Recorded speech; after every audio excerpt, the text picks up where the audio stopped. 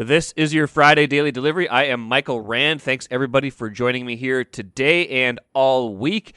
If you missed any episodes, please go back and listen over the weekend, if you would. A lot of, I know we do a daily podcast here, and a lot of times they get, you're on to the next one, but a lot of these have staying power beyond just one day, and I know a lot of you guys go back and listen to more of them if you miss a day, so I do appreciate that. But just a reminder, it's not wrong to go back, even though it is daily delivery, and catch Wednesday, Tuesday, Thursday, whatever day it is that looks like you might like it.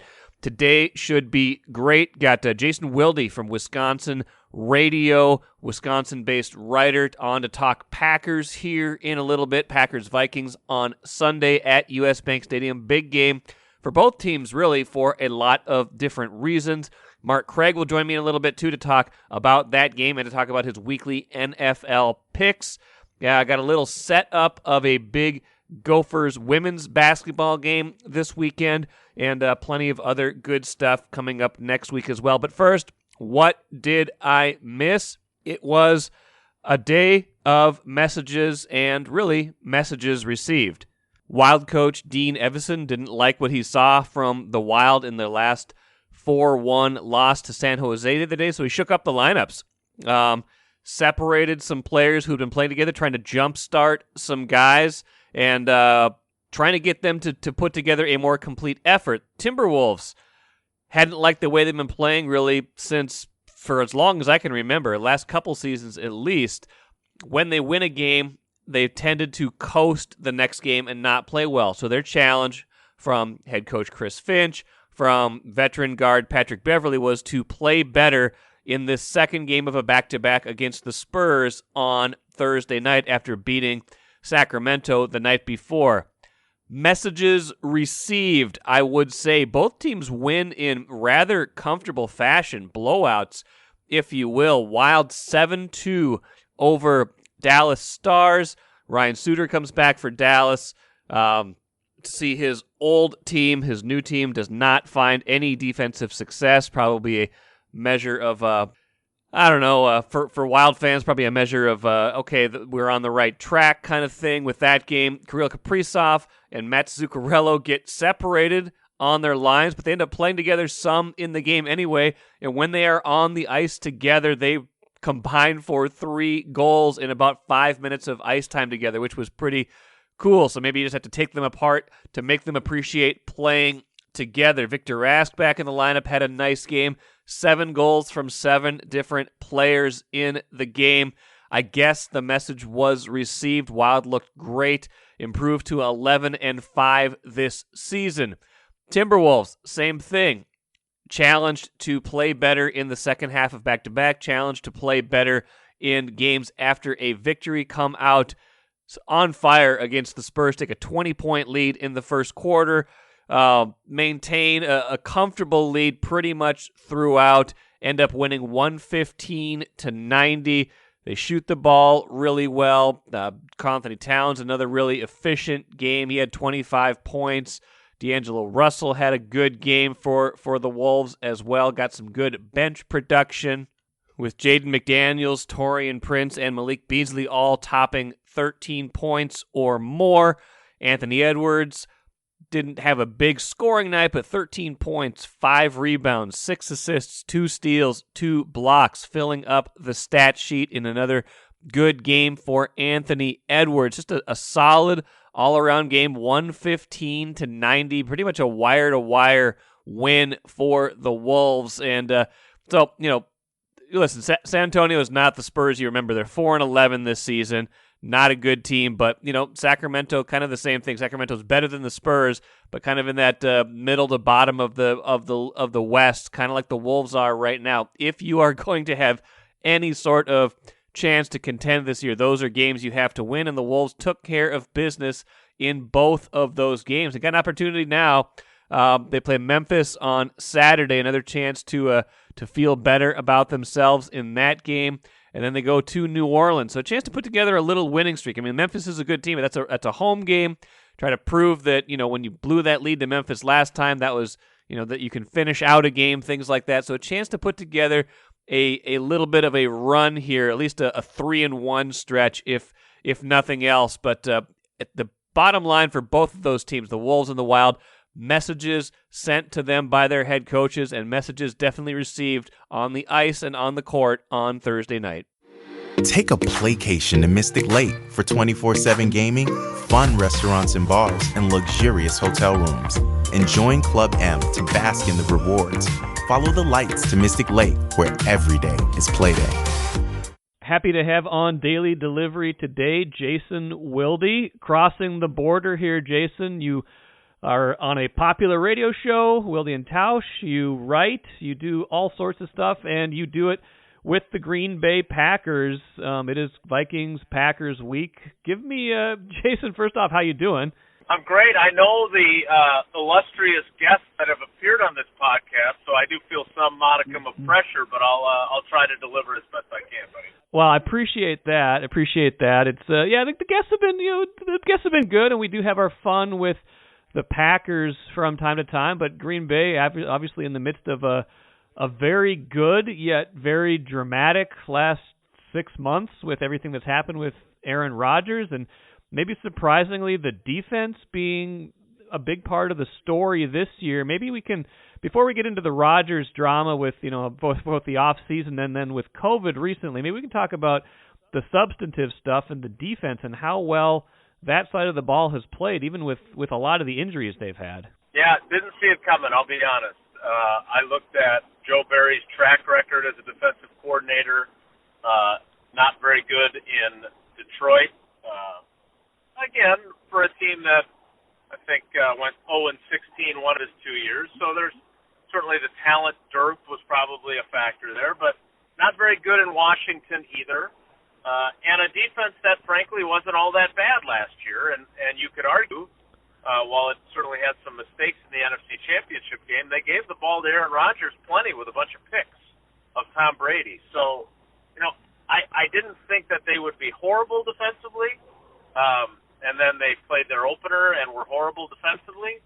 I thought they'd be decent. I did not think they would be a top 5 defense. They right now are 3rd in the league in scoring defense and total defense. Where they are defensively is a credit not only to Joe Barry, but it's also to a scheme that has become extremely popular in the NFL, this Vic Fangio style, keep everything in front of you, really prevent big plays. It's kind of the new Tampa 2 that was so good at that once upon a time. And then a bunch of guys who, quite frankly, have no business being this good. They have played this season almost exclusively without Jair Alexander and without Za'Darius Smith, 2 all-pro, Pro Bowl players that I would argue were the 2 best players on their defense, and they've had to play without both of them. So it has definitely been a surprise, and while Aaron Rodgers said he wouldn't quite go so far as to call this a defensive-oriented team, the defense has really kept them in some games where the offense has struggled. One of those guys we're very familiar with, Devondre Campbell, played at University of Minnesota. Not to say he's come out of nowhere, but the production he's given that side of the ball at linebacker on a pretty modest contract has been a pretty significant return on investment. Yeah, you don't expect to get a guy who has had the level of impact that he's had in the middle of June, which is when they signed him. Tausch doesn't like it. As a former NFL player, Tausch doesn't like it when I say he was on the street because he was really in his home, Devondre Campbell was, but still, he was available. And the impact that he's had, the thing that everyone associated with the Packers defense and Matt LaFleur and Aaron Rodgers have said is, how the hell was this guy without a job? He has been a difference maker. It is a position that has been problematic for them for a very long time. Lots of tackles, not a lot of splash plays or difference-making plays.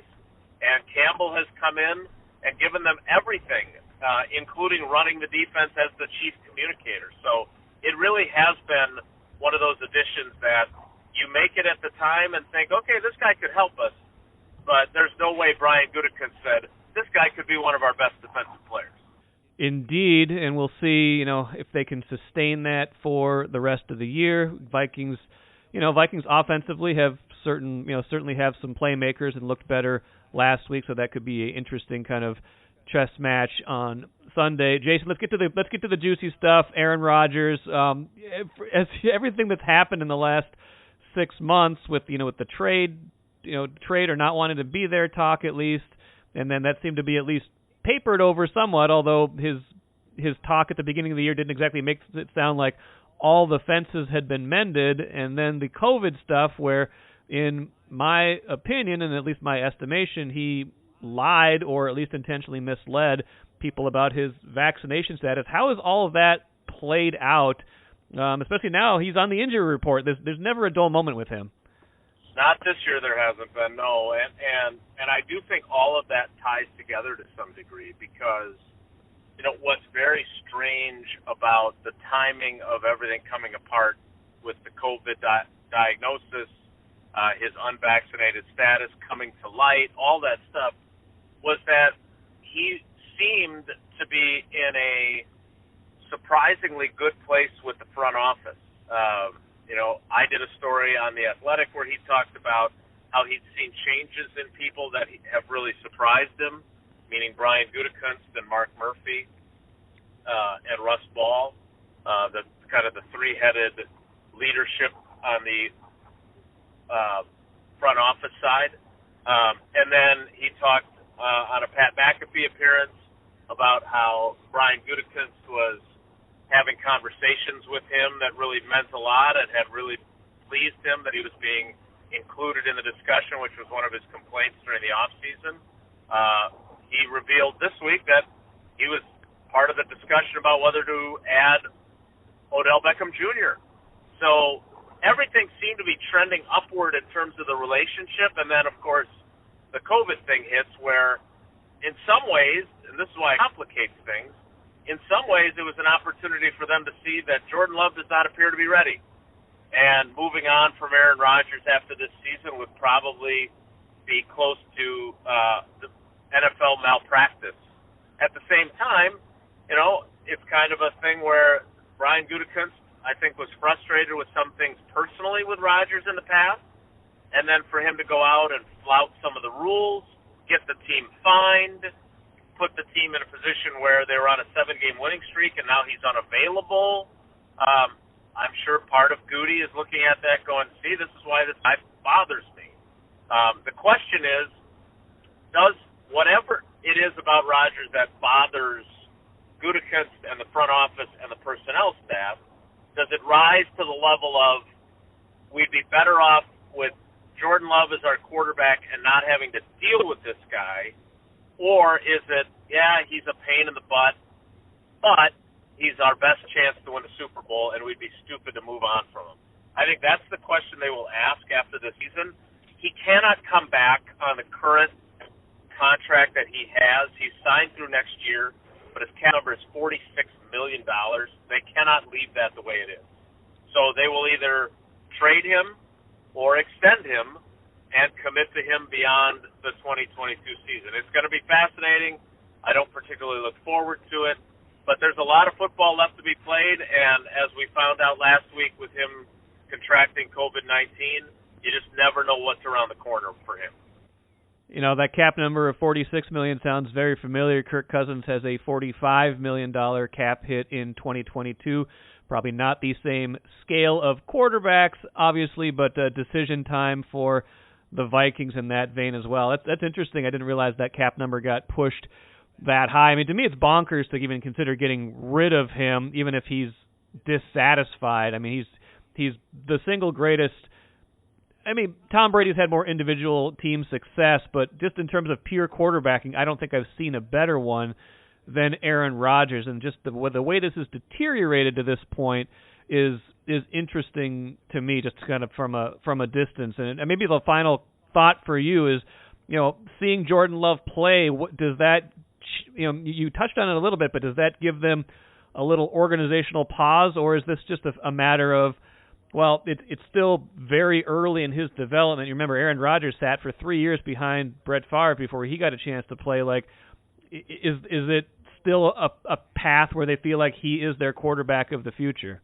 I think that there is probably, I don't want to use the word schism to take us back to the old Brett Favre days, but I think that there is definitely a difference of opinion on that. I think that there are coaches that feel like they need to ride Aaron Rodgers until the wheels fall off, and then you kind of figure out what you're going to do then. Like, you look at Jameis Winston before his injury. Like, you pick up a Marcus Mariota, guys that have pretty good pedigrees that haven't panned out, and maybe a change of scenery clicks for them, and you don't have to have spent a first-round pick on a guy the way the Packers did. But now that is, water under the bridge. My question is, did Brian Gutekunst see enough, not just against the Chiefs when they're actually playing a regular season game where the defense is trying and running real schemes, but did he see enough in training camp practices throughout the off season when Rodgers wasn't here with his discontent, throughout the preseason games? Did he see enough to say, you know what, I don't know if this guy will ever be ready.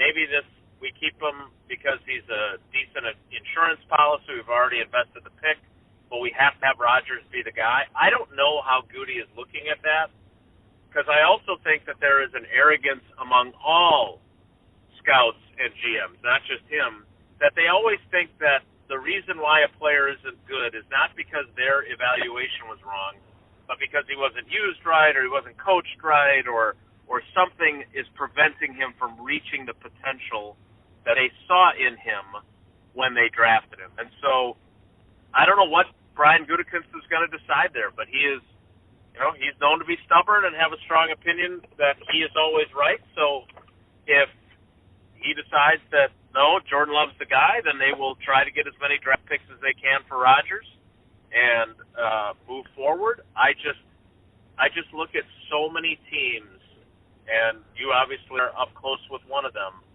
that spend so much time, so many years searching for the guy. And the Packers were fortunate that when they decided to move on from Favre because they couldn't win in the cold weather anymore, that they really did believe Rodgers was going to be a stud. I don't think that they have enough evidence to feel the same way about Jordan Love in 2021 as they felt about Aaron Rodgers in 2007. I just don't think they have the evidence to feel that way. They'd be taking it on faith.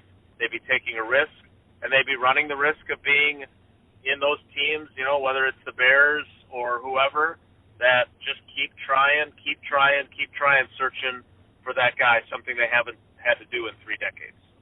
It would make Vikings fans very happy to see that play out in a certain way, but we don't know how that will happen. And for now, of course, it's Rodgers. I'm assuming the toe thing is not a big deal.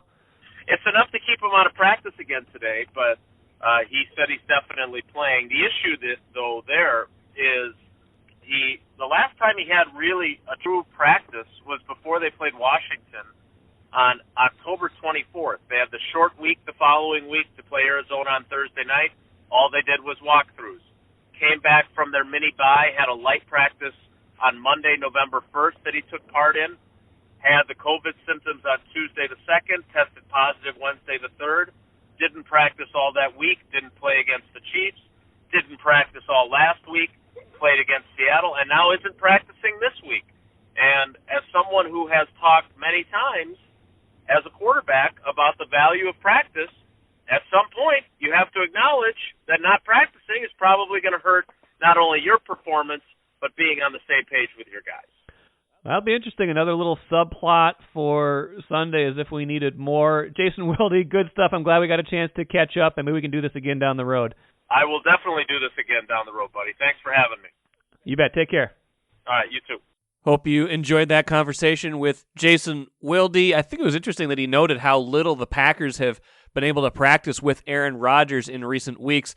Probably doesn't matter a ton for a guy that late in his career, but he's right. Rodgers has preached over the years the importance of practice, and we'll see if that is a factor in Sunday's game. It's NFL picks time. Mark Craig joins me as he does every Friday during the NFL season.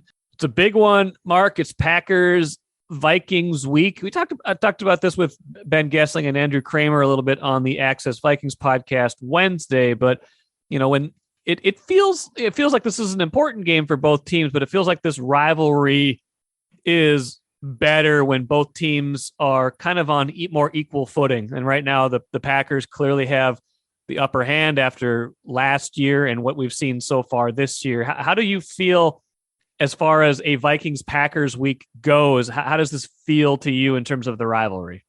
Well, I mean, obviously it helps going to Los Angeles and winning. What's going on in the NFL right now? In the past 2 weeks, you've seen 8 teams with losing records beat division-leading teams. And that hasn't happened, 8 times in 2 weeks since 1970.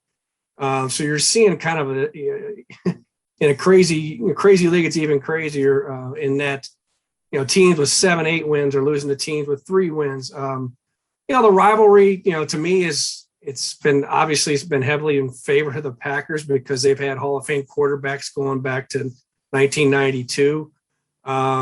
Zimmer brought a little bit of juice with the defense when he won his first division title. I mean, they went there to Green Bay and that last night of played a night game to end the regular season, and the offense did nothing, but he walks out of there with a win. That was, that's a big jewel for a coach to be able to do that. I feel like the rivalry, obviously, in order to win the division, you got to win. The Vikings got to win this because it's a matter of you're either 2.5 down with 7 to go, or 4.5 down and having to play the Packers again in Lambeau. So, I feel like the rivalry is leaning toward the Packers, but I still think U.S. Bank Stadium is going to be pretty excited on Sunday. Yeah, their first chance to see a Vikings-Packers game in person since the 2019 season, so that will add an element to it. You picked the Packers in this game. I think the final score you had in your picks that you write for Star Tribune, StarTribune.com, was 28-21. Kind of a tough one to pick, I would think. Just, we're seeing a lot of different injury designations for both teams. It's, the big one on Green Bay's side being Aaron Rodgers didn't practice on Wednesday. Not, guessing he will play, but, to what extent does the toe injury that he's dealing with bother him? And still, hasn't been able to practice that much lately because of the stint on the COVID list. So, as you think about it, how complicated is this one to kind of sort out? And might this be a case where, once we know who all is standing, once we get to Sunday, it might be easier to kind of figure out, okay, this versus that. Yeah, I mean, if number 12's out, all bets are off. I feel like if Rodgers misses a game, the Vikings win because it's in Minnesota. The Vikings will win the game, but to me, it is very hard to determine because you got a lot of injuries on the Packers defense. They lost 2 outside linebackers. They're probably one's on injured reserve, Merciless, and then the other Gary probably won't play. Zadarius Smith hasn't been played much this year. He's not coming back.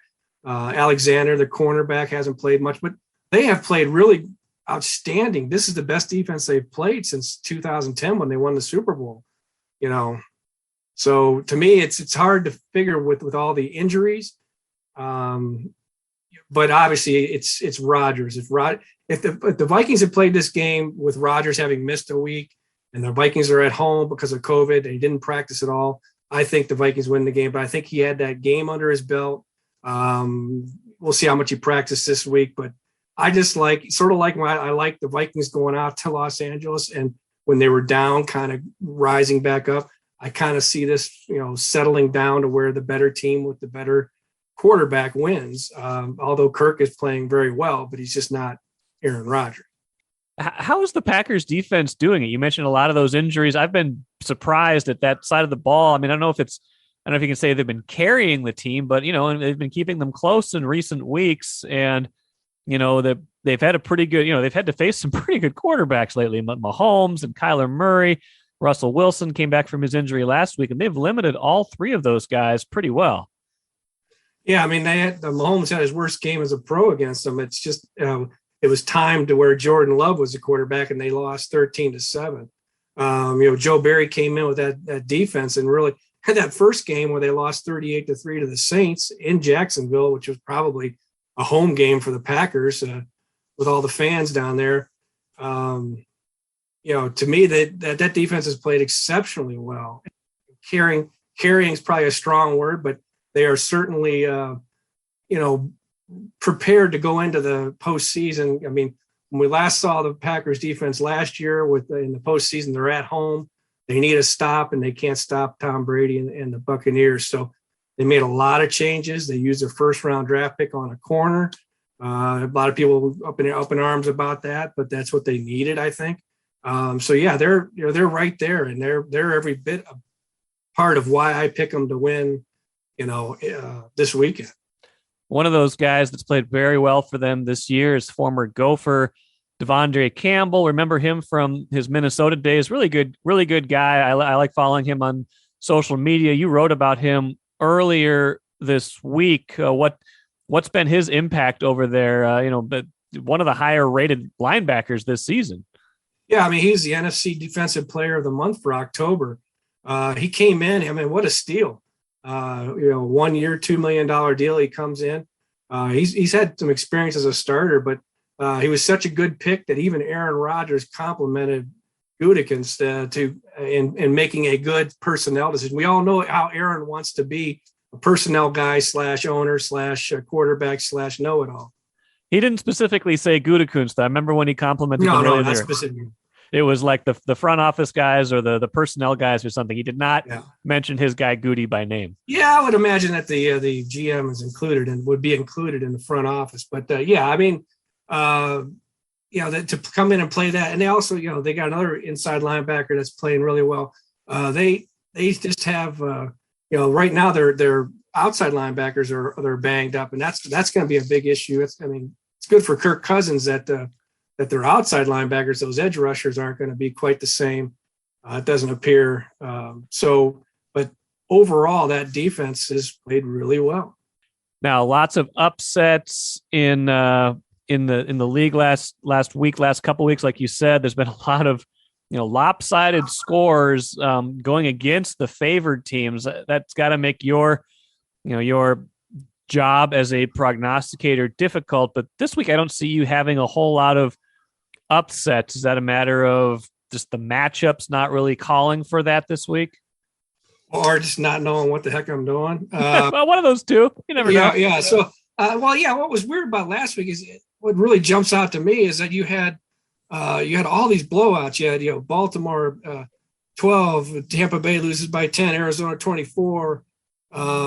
There were all these double-digit blowouts, but they were delivered by bad teams beating good teams, which the NFL found a way to, even in a week when there were blowouts, it was unusual and probably exciting blowouts for these teams. 49ers crushing the Rams on Monday Night Football. It's just it's hard to pick. This year has been I've never picked more 2 and 1 point games differences to try and be somewhat respectable against the spread. But every time I see my against the spread points, that's what it reminds me why I don't put any money on this stuff. So straight up is relatively easy, although I'm out of my survivor pools, of course, because the Ravens can't go down to Miami and lose. But it's hard picking against the spread, and whoever can do that and make money, hats off. Is those who really know what's going on.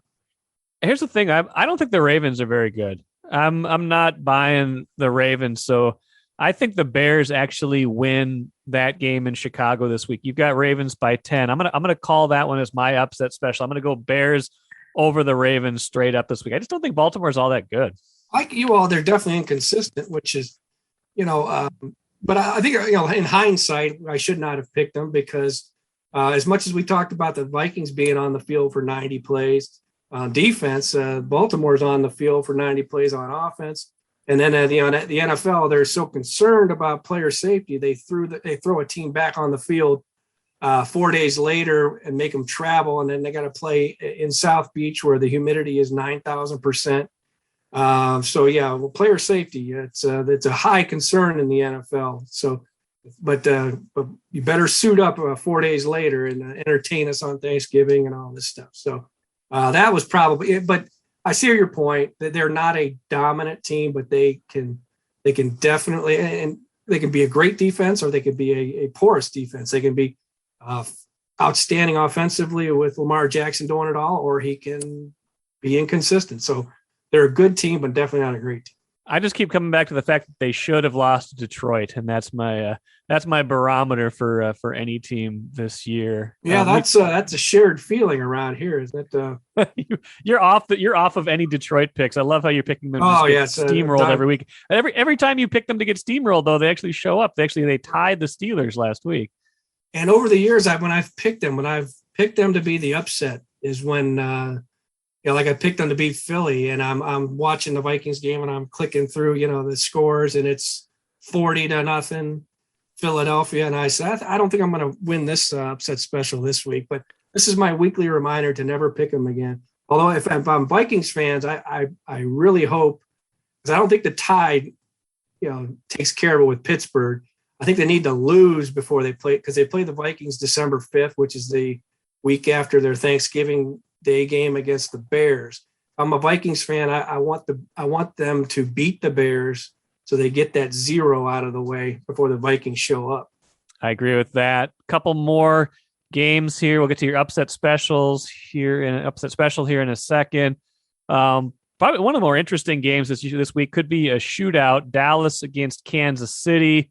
It seemed like Patrick Mahomes is maybe hitting his stride this season. Dallas has Dak Prescott back. Neither team figures to be able to do much to stop the other. You've got Kansas City winning 44-41 in overtime. I love that. Love that optimism for a fun, high-scoring game. How do you see this one playing out?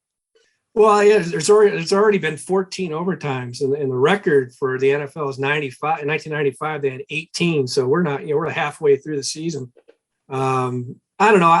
I sort of see the Chiefs starting to be the Chiefs again, and they're not turning the ball over. Mahomes has gone 2 games in a row without turning the ball over. I don't know that the defense is ever going to be great, but and Dallas is playing better defense than I gave them credit for earlier in the year. I like a high scoring game. I like Mahomes becoming more Mahomes and Dak. This is their first meeting. I would love to sit down and watch this game because I do think it will be an entertaining back and forth game where, of course, obviously turnovers can mess everything up. But I think that these are obviously maybe the 2 most talented offenses in the league with the most weapons and everything. So the quarterbacks play well. It should be a really entertaining game. Last one, Cardinals at Seahawks. That's your upset special. You've got Seahawks by 1. These 2 teams are hard to figure out. There's like 5 or 6 teams in the league, I feel like, that are really hard to figure out week to week. The Saints are probably one of them. I'm having a hard time figuring out the Patriots, although they seem like they're kind of they've been hitting their stride, or they played that Thursday night game. Cardinals, Seahawks, Russell Wilson gets shut out coming back last week, but should face less resistance from the Cardinals. Cardinals kind of come back to earth after that start. Probably going to become one of those games that's going to come down to who makes either the last score or the last stop, it would feel like. Yeah, I mean, I just sort of sense the Cardinals they had a real hot start last year too. I don't believe they didn't go 8-0, but they had a hot start last year and then really kind of came back to earth. Sort of see that happening now. Obviously, a lot depends on Kyler Murray and if he plays. And they won a game, without him. They lost a game without him. And also the Seahawks. I mean, it's a shutout is surprising, I guess, but Russell Wilson coming back, playing in Green Bay with the weather, with the finger, first game back. I'm not surprised that he struggled.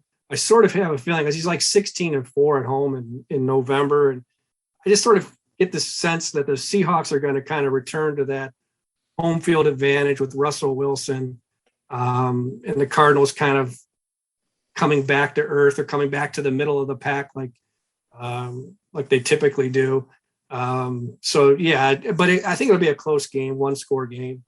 Good stuff, Mark. We'll be looking forward to Sunday's game. Vikings need this one, I think, to stay in any kind of, to stay on a confident path, to stay on I don't think there's a great team. I think you wrote about this earlier this week. I don't think there's a great 7th team in the NFC right now, to the point that 9 wins probably gets you in at 9-8, kind of the way things stack up right now, don't you think?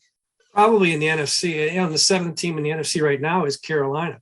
Of course, Carolina, and I've said this, I don't know if I wrote it or not, but Christian McCaffrey could be the MVP just based on the games he doesn't play.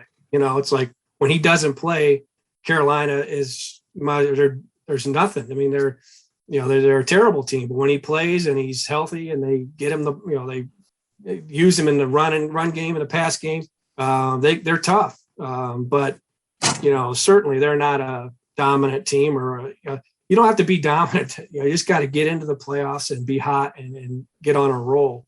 There's been so many teams that have done that. Just in the NFC, I do think 9 wins get you in. In the AFC, I don't think 9 wins get you in. Well, we'll see how it all plays out. Good stuff, Mark. We'll talk to you again next week. All right. All right. See you, Michael. The Vikings have a real opportunity here to pull even closer into this playoff race. Atlanta just got drubbed by the Patriots on Thursday Night Football. They got shut out. Atlanta's not any good. They're going to fade fast in that playoff race. They're 4-6. Carolina currently has a half-game lead over the Vikings for that 7th and final playoff spot. But consider this: Carolina has already lost to the Vikings, so any head-to-head tiebreaker goes to the Vikings. And Carolina's last 4 games of the season: at the Bills, home against the Buccaneers, at the Saints, home at the Buccaneers. So 3 road games, all 4 games against good contending teams. That could be a stretch where they struggle at the end of the year, and the Vikings could perhaps make up ground and steal that last playoff spot.